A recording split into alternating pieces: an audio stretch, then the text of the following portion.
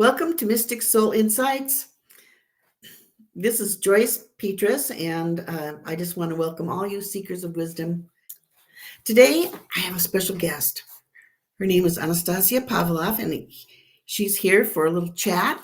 I did her natal chart a while back, and she's just going to be here because she wants to share the impact her reading has had on her life and where she feels like it was where the chart aligned with where she's at and where it diverged from her current path. So we're just going to have a nice little chat here about her chart. I'd like to welcome Anastasia Paveloff.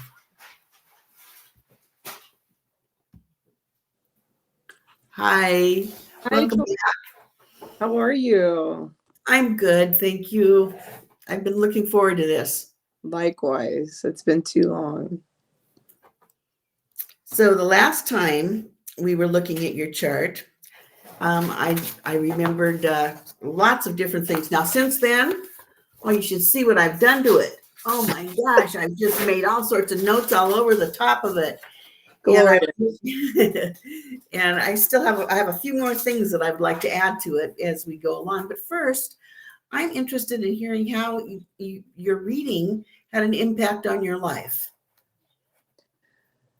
Well, the thing that sticks out the most from our time together, which wasn't a surprise, of course, but the way you kind of you construed it and kind of twisted it a little bit in your very beautiful hands, almost like a potter, right, with clay, was the presence of death and the death space and the underworld space, right? The Scorpio is the Lord, the lady of the underworld. And this is a space I know well. I've been called in ways to be a so-called death doula, or someone who's been present, quite simply, at the passing of a life from this human form into another form, and also quite simply when folks are going through things, myself included, just like a job that's ending, something else is beginning, a hairstyle is ending and a new is beginning, different types of micro as well as macro, even deaths in terms of being present a business when that's been in business for many years, if not even 100+ years, and then I'm present for when it actually ends, the business ends. This happened actually right as COVID hit, so not a surprise. And yet what I kept hearing, and as you were again sort of like shape shifting, and I don't use the word twist in a negative connotation at all. It was more like I said, kind of like a potter with this beautiful material in your hands. And I was just thinking about, well, yes, this is part of an ancestral calling. It's a part of transmuting things that are very heavy with so much gravity. This literal death, the dropping of the body and the transition into pure light and pure love, if you will, which is quite a celebratory thing. But the way I've always experienced it is so dark and so heavy and so overwhelming. And that feels very much like a past self that's being shed, that's dying, as it were, as something else is being born, because I am in my power and authority. I am in my sovereignty. I can say what I want, what I don't want. And part of this sort of calling is death doula. A lot of it, I don't want. I don't accept. I accept the fact that it's present and that I can utilize those skills and gifts in ways that can be for my edification, all the highest of myself and all. And also, I have been for over COVID, when I was in the Dream Tending and Deep Imagination program and doing work in this depth psychological modality, what was happening was I had to face, oh no, am I still here? Oh, hello. Yes, you're here and I came back. I don't know. I was trying to put you on. I love it. But yeah, I was when I was in that program, I really had to grapple with prophetic death dreams. And I went through a few different experiences with folks who were passing away. I would have dreams about them, then they would die, and then they would visit me in the immediate days after they passed. And it happened twice. And so I received support for that. And I also received sort of like clearing, if you will, for what didn't align with my soul and my spirit in this moment, in this space.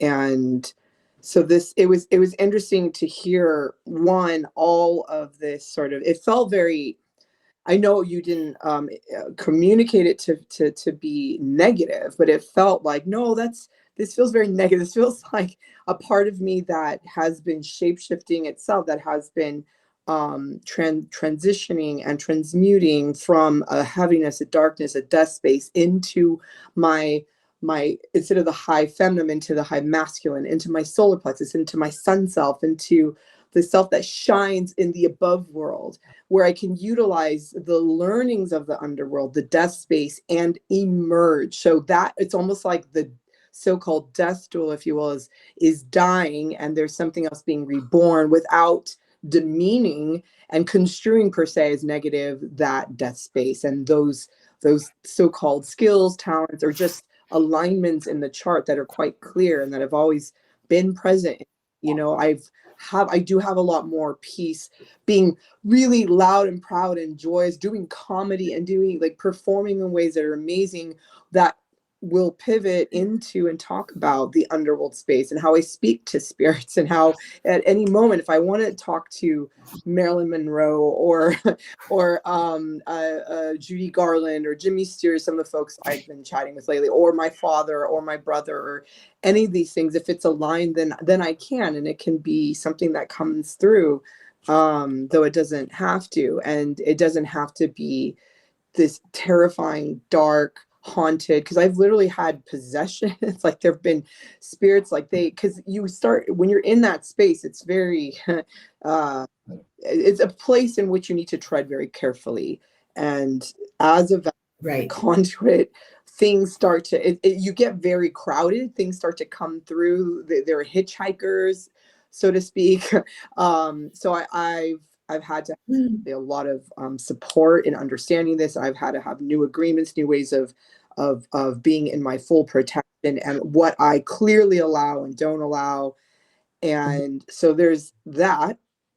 And then also what you kept saying about how, because I have been this sort of nurturer, this caretaker, I'm there sort of nursing, helping convalesce the person who's passing. But also it's not something as you know, maybe weighty as literally a human being dying. It can, like I said, simply be like, I broke my glasses and I need a new pair of glasses.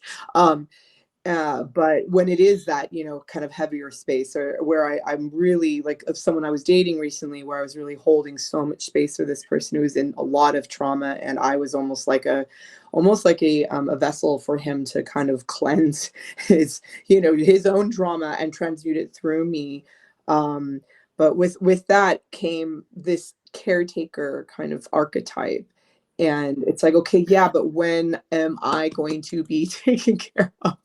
I want to be loved. I have been in this space of giving to the point where it's almost extinguished me. I've sacrificed almost to the point where it's killed me. And I have actually in ways killed myself. I even went through like almost a 10.5 year, 11-year period of being very withdrawn in isolation, dead, really dead inside, and dead to what I loved, because I was in service and in sacrifice primarily to my brother who had passed, and then my father before, during, and after he passed. So that's only something I'm recently coming out of. So there was almost, all of this to say, there's almost a little bit of like, no, that's not right. Like almost like with an emphatic kind of anger, no, like a sacred no, no. I'm not a mortician. I'm not like preparing and embalming bodies. Like I don't choose that anymore. It doesn't mean that I rescind a gift and a sacred calling. It means that I'm allowing it to be transmuted through me, because it doesn't feel good in my spirit. And I know to my body it's not right, but that it's being reborn, which is my namesake, Anastasia's resurrection. That death space is being reborn through me in a new way That's to right. give it to other people, because it is a gift and it's part of why I'm here, but I'm giving it in a way where it's going to be very expansive and positive, for lack of a better way of putting it, but like exuberant, dynamic, joyous, like light, lovely, like a sunshine, you know, that's just blazing, versus like a dark, cold, wintry moon night, though that has its place too. And I feel like a place where all of this hinges is in, believe it or not, stand-up comedy.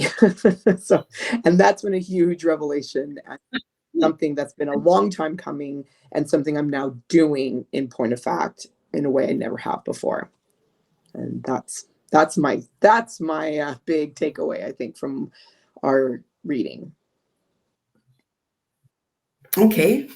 Well, you are extremely gifted. Thank you. Extremely. You're a genius. Wow, thank you. Okay.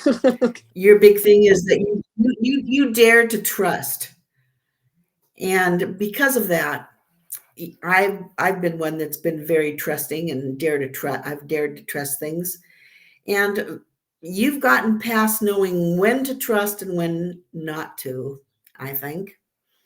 And I have too. I could be wrong about that, but I want to trust. I want to trust people. I want to be able to just accept them for who they are. And because of that, I do put protection around myself.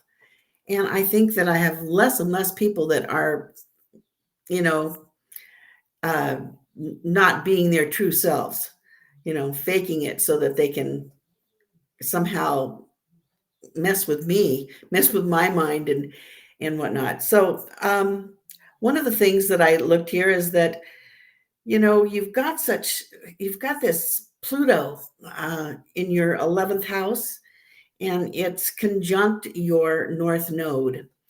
And we talked about that a little bit, but this is all about by renewal and rebirth, like the phoenix out of the ashes. This is what gives you your purpose.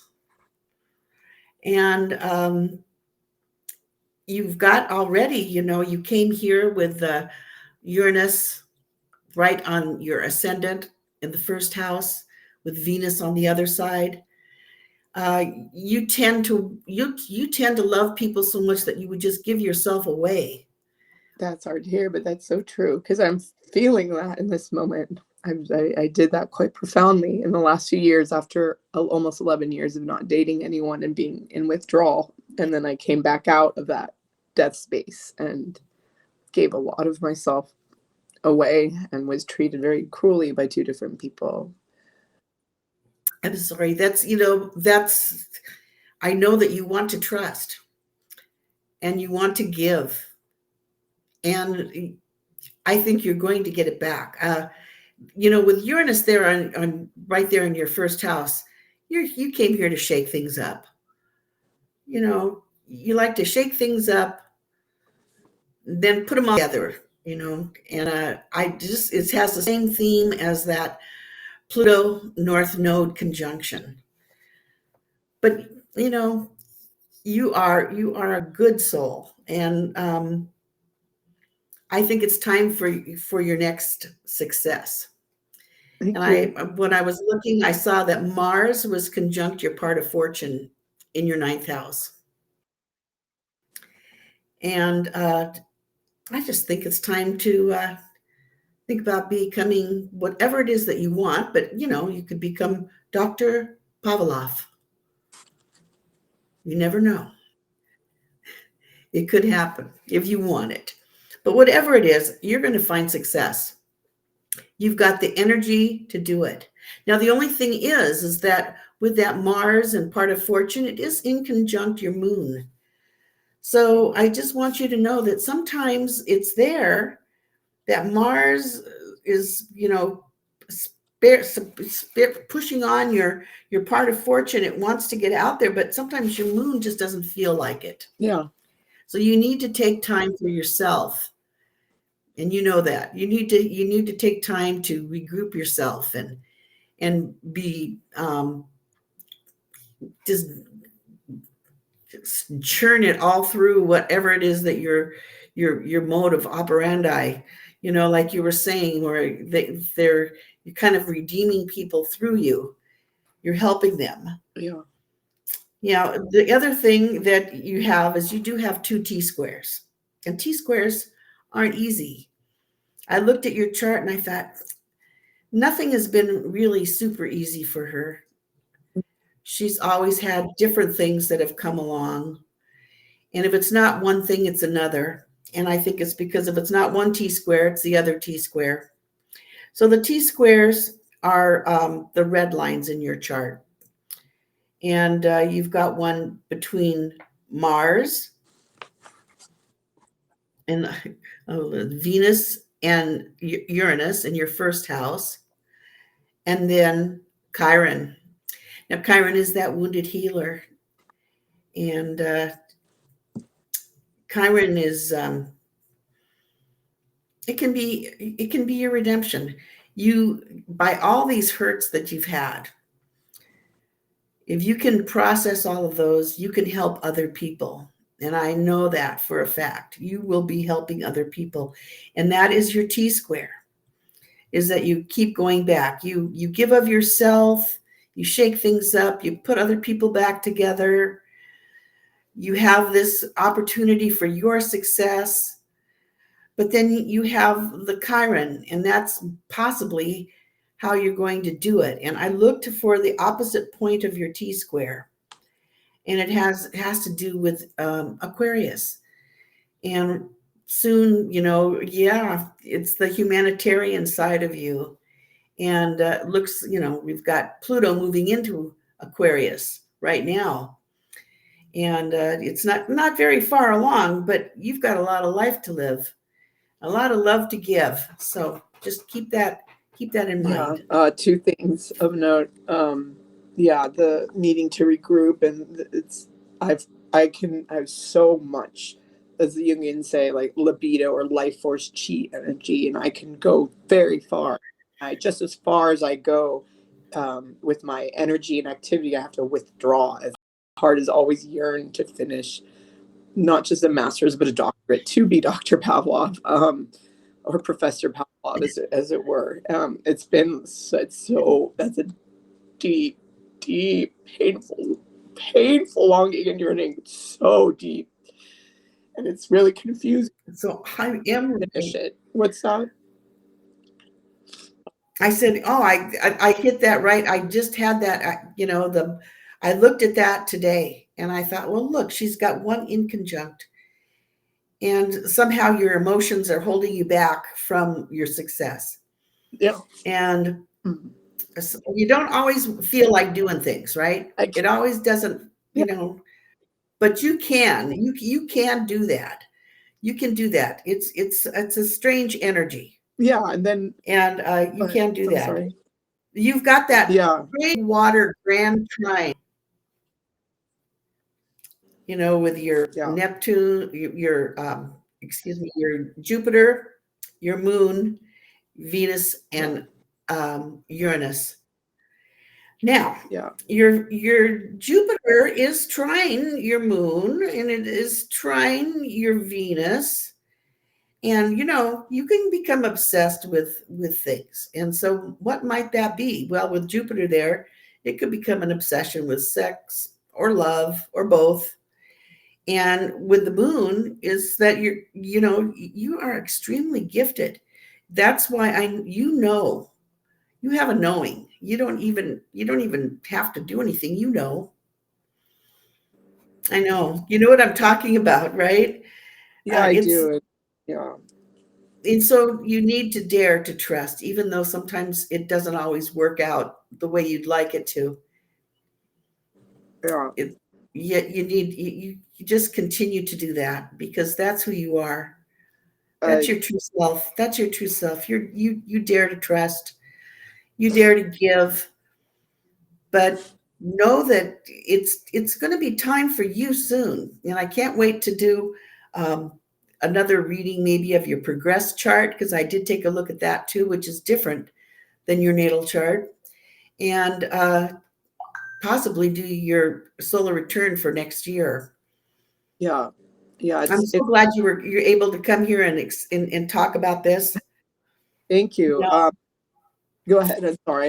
I really wanted to add something, because you mentioned Aquarius, because one, about what you said about Dr. Pavlov, and then two, about Aquarius, because one of the people, when I came out of this sort of underworld experience, the last one of 10 years plus, not dating anyone and not being connected to really anything that I love, not just people or sex or relationships, I mean, I didn't even look like myself. I was in a very strange space. But the person I did start to date when I came out of that was an Aquarius, and it was a very strange energy to be around for me, because it's, yeah, there's a humanitarian aspect that wants to explode things and literally create a new paradigm and transform everything, have radical ideas and function very differently than everyone and be a very different architect of reality. There's also the fact that it's hyper intellectual, and it's an air sign, and it's so distant, it's so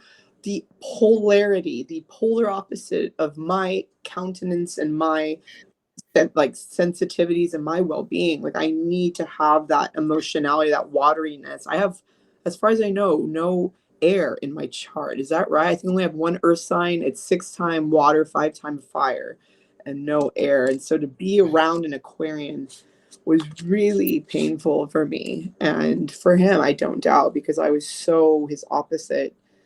But it's an, and I think there needs to somehow You be know what?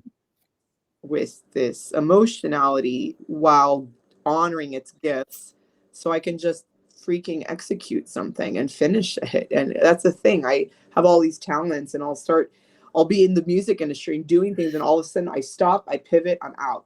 I'm publishing, I'm writing, but nothing really fully like gets out there. And then I stop, I pivot, I'm out.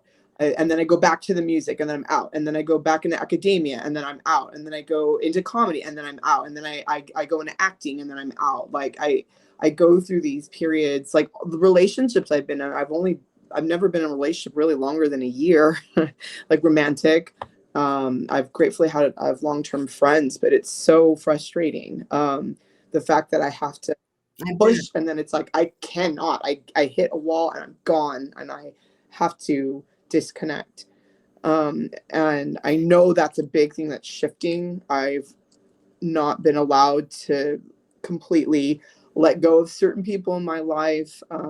Like this house, I kept wanting to leave this house, but it's like through acts of God, I'm still here after 8 years.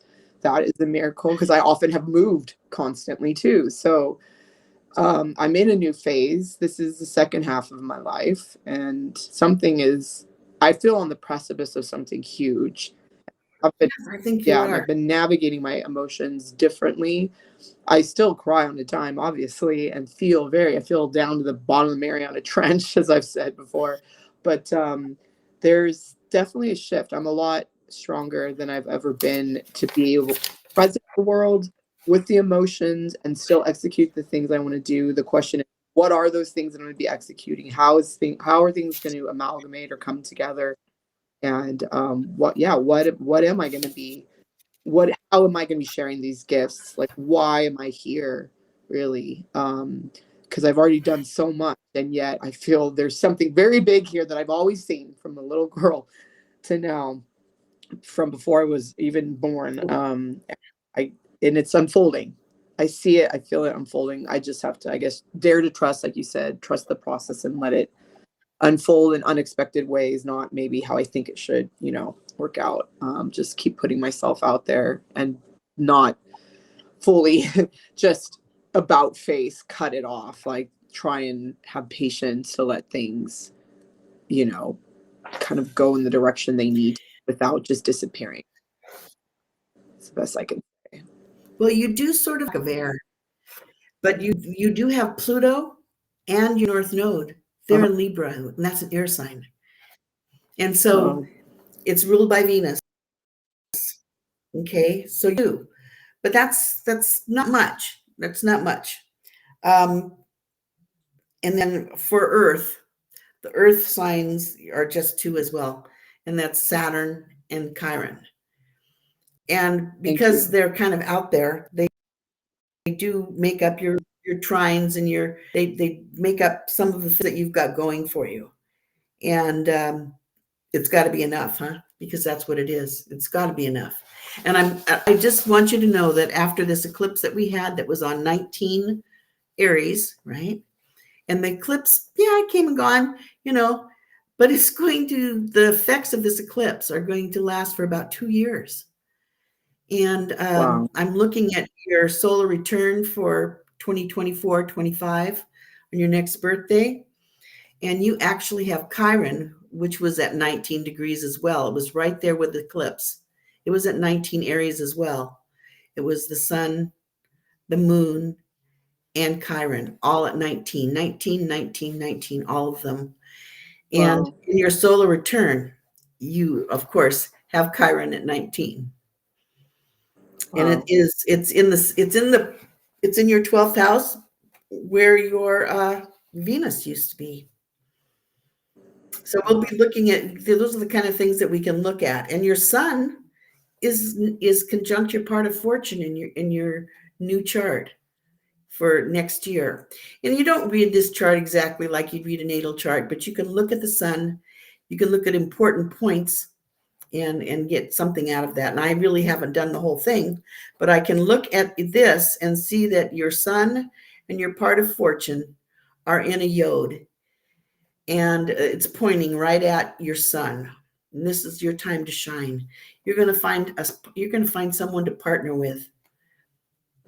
That's going to be your saving grace. It's in your 7th house. So you have something to look forward to. Might take a while, so you just have to keep plugging along here. It's going to be okay. And, time has a way of changing things. And I'm also looking, you've got Jupiter conjunct the moon in this chart. It's like, I looked at this and went, wow, this is cool. And as far as what you might be doing, Capricorn's on your midheaven and Pluto's up there because it's just half of Capricorn and half of Aquarius. It looks like Pluto is like at 29 degrees Capricorn when you have your return. So, it goes back. Usually big planets like that, it takes them about 3 times. They go back and forth, and they've already done it twice, and this is the final time it goes back into Capricorn, and then it'll start moving again into Aquarius for a while. And I think that's what you get to look forward to. We'll do that chart. We'll do the whole chart the next time we see each other. I hope it's soon.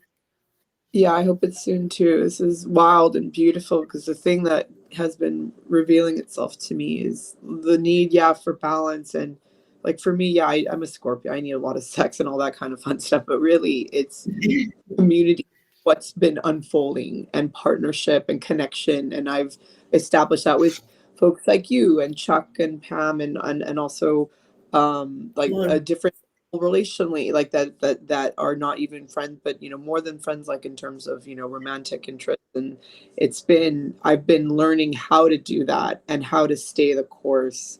And it feels like for someone like me, it could be extremely helpful to have partnership with someone intimately beyond community, but that prepare me for it, like it's been like my training so that I could be ready to have somebody with whom I can navigate this life with. Because I feel like for me, that's the point of romantic relationships that are intimate. It's because you can have, it's like it's kind of like pillars of a house, right? You have like the rooftop. You can't just have one freaking pillar. You need to keep this whole structure together, to make it work. We keep it all together. Yeah, and to amplify, what I'm doing, and that's amazing, and also to help me in ways that I'm not as amazing, and likewise for that other person to amplify where they're also amazing and help where they need support, and just to really help to, because I've been called to big things. I feel it, I see it, and I know that the person I'll be with will be as well, and then together, it's gonna, I think, allow things to create and be born and reborn in ways that they couldn't otherwise. So that's, I don't even know, you took the breath out of me when you said that. I was like, whoa, at last. Like, Doesn't that sound good? Dr. Paveloff, I'm going to be proud to know you. I still am proud to know you, but I'll be even more proud. I looked at your declinations as well. I thought, Anastasia she's really beyond bounds. And I looked there and I was like, sure enough. And this was one of the things that I used to come to the conclusion that you were some kind of a genius. If not, you were close, and you really extremely gifted. And that is because Mercury is out of bounds in your chart.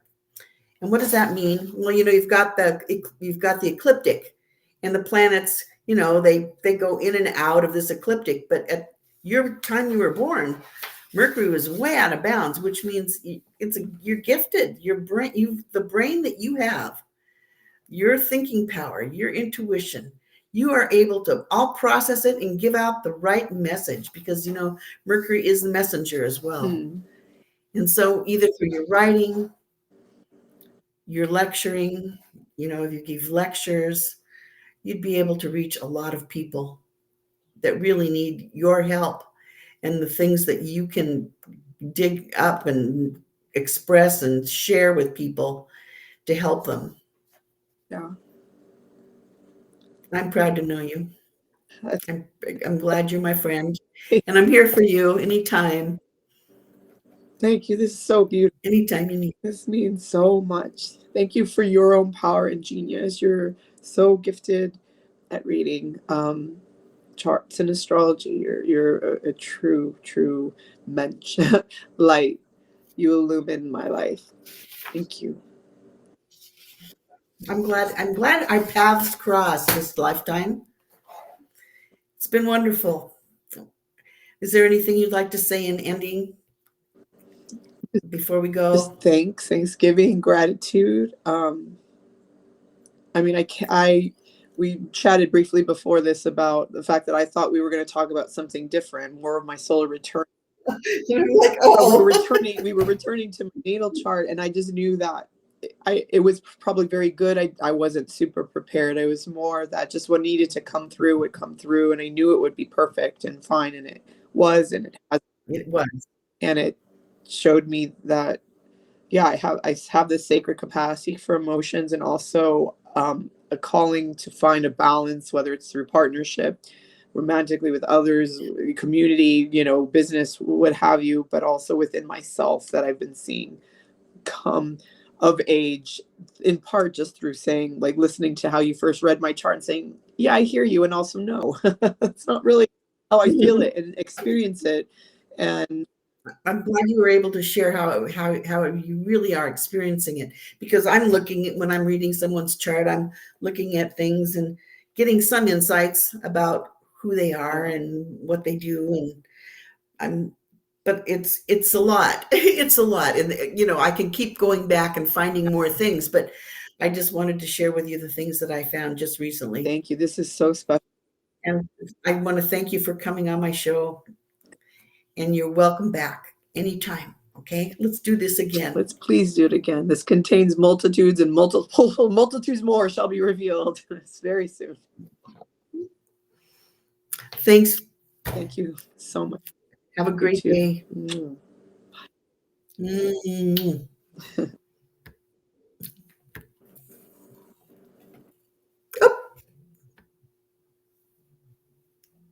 I can do it too, sort of. I'm not very good at it. There, sort of. Well, that was it. That was wonderful. And I'm glad we had the time to have our little chat. I want to thank you all for being a part of my channel. I want to thank you for if you're subscribed. Thank you to my subscribers. And if you're not subscribed and you enjoyed this, might be time to hit that subscribe button and subscribe to my channel. And please if you got anything out of this, if it was entertaining, if it was opening your eyes, your eyes were open to something, please like it. Please hit that like button. So until the next time, stay curious, stay inspired, and remember, the cosmos within you is waiting to be unveiled. Bye-bye.